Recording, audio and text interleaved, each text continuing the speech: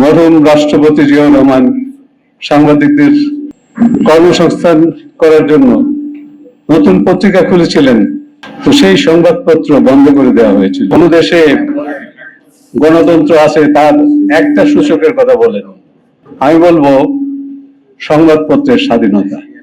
কারণ সংবাদপত্রের স্বাধীনতার মাধ্যমেই মানুষের অধিকারের কথা বলা হয়, মানুষের যে মৌলিক মানবাধিকার আছে সেগুলিকে তুলে ধরা হয়।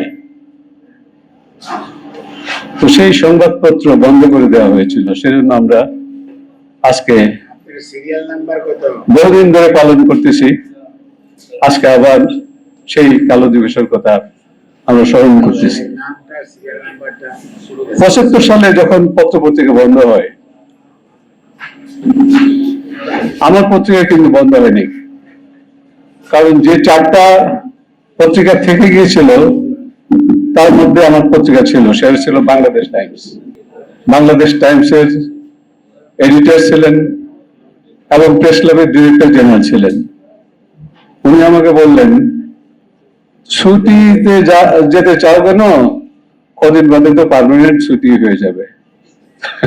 তো পার্মানেন্ট ছুটি বাদে সব পত্রিকা বন্ধ হয়ে যাবে। তো সেই অভিজ্ঞতা আমরা দেখেছি, কি দুঃসহ অবস্থা। সাংবাদিকদের ফলের দোকান পর্যন্ত বৃদ্ধি হয়েছে বাইতুল মোকাররমে, সেটাও আমরা দেখেছি। মরহুম রাষ্ট্রপতি জিয়াউর রহমান সাংবাদিকদের কর্মসংস্থান করার জন্য নতুন পত্রিকা খুলেছিলেন, দৈনিক বার্তা, আর বন্ধ পত্রপত্রিকাগুলি সব ছেড়ে দিয়েছিলেন।